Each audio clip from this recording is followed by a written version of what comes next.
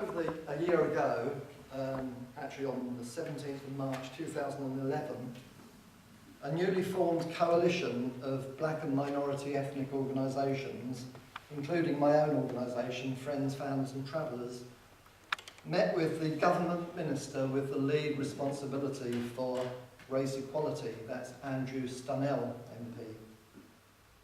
We were concerned about the continuing racism and race inequalities that still persist within the UK, and we asked the minister to consider the development of a race equality strategy to tackle those issues.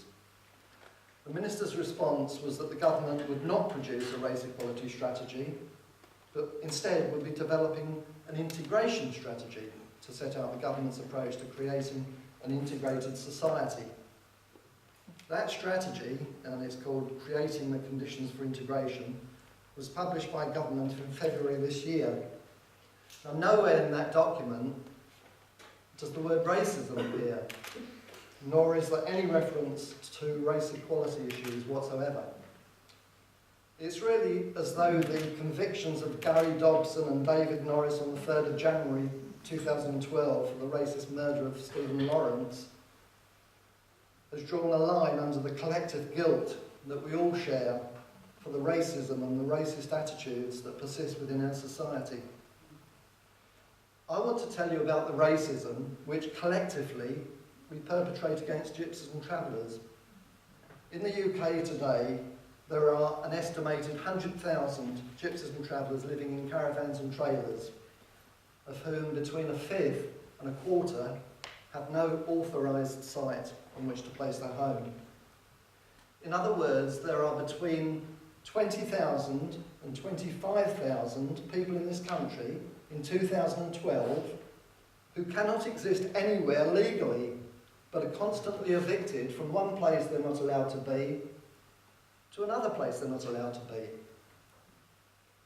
Quite apart from this, the cost of this, the human cost of this endless and actually pretty joyless merry-go-round of evictions, it also costs the taxpayer about £18 million a year just to move people around aimlessly.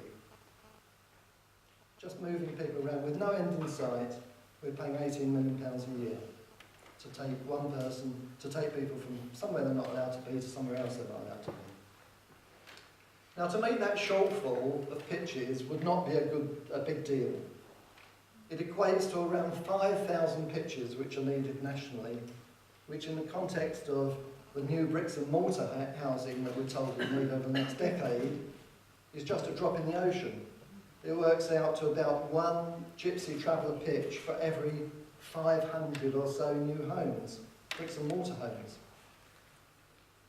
So why don't we provide those pitches that are so desperately needed?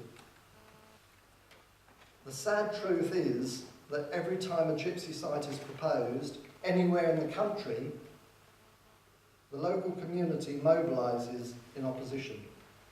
The placards come out, angry public meetings are held, often fuelled by local politicians who ought to know better, and maybe there was, some of you may remember, there was a public meeting not a million miles from here quite recently.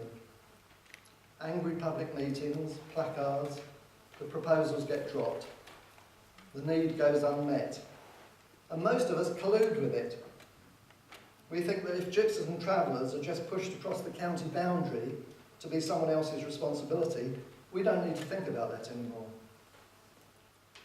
We may not join the objectors, we may not march on the town hall with placards, we may not attend the angry public meetings, but if we stand by and stay neutral, whilst the desperate need for accommodation for our gypsy and traveller communities goes unmet, we too are guilty of helping to perpetuate a racist and divisive society. There are many examples of casual racism against gypsies and travellers. One recent example is the Channel 4 advertising campaign for the second series of the notorious Big Fat Gypsy wedding programme.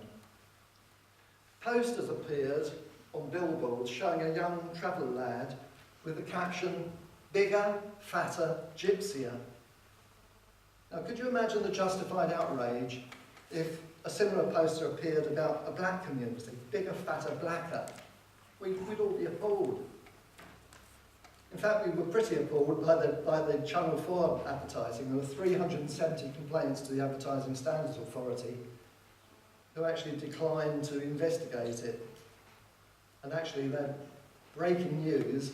They're being forced to investigate it. It's been reviewed, and it's been sent back to the ASA to be investigated. That sort of casual racism against gypsies, manifesting in racist jokes about pikeys. You can still hear them on the radio and see them on television, offensive media coverage in the press. It's still the norm in our society. At the start of this brief introduction, I mentioned the newly formed Black and Minority Ethnic Coalition. The coalition is shortly going to be launching a new campaign entitled End Racism This Generation. Pretty ambitious, but that's what we're calling it, End Racism This Generation. So please watch out for that. It's being led by the Runnymede Trust, and all the other organisations that are part of the coalition have joined into it. So please watch out for it and do give it your support. Racism is an evil that shames and diminishes every single one of us. And we all have a part to play in overcoming it. And I think together we can overcome it. Be optimistic, we can overcome it, and we must. Thank you.